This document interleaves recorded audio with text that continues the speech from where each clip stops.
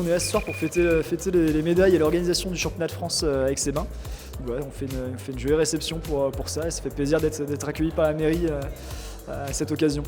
Et quand on ramène déjà 2 titres de champion de France, 2 médailles d'argent, 2 médailles de bronze, je pense que c'est quand même important de les mettre en avant parce que c'est une discipline qu'ils ne connaissaient pas en fait, de l'aviron de mer. Ici on ne fait pas d'aviron de mer sur le lac d'Aix-les-Bains forcément, donc c'était important pour nous de les mettre en avant comme à chaque fois qui nous amène des superbes résultats.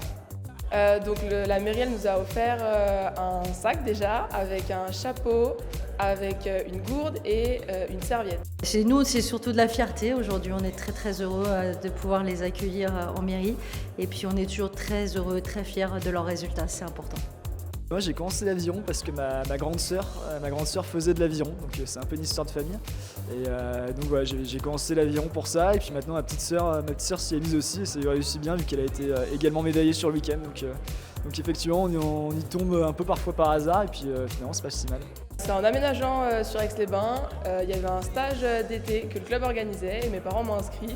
Et en plus j'étais au collège Jean-Jacques Perret qui proposait justement la section nautisme, donc je me suis inscrite là aussi. On est prêt à les soutenir. Maintenant, ils sont rodés, 100 bénévoles sur tout le week-end, une organisation millimétrée et je pense qu'ils sont prêts à repartir.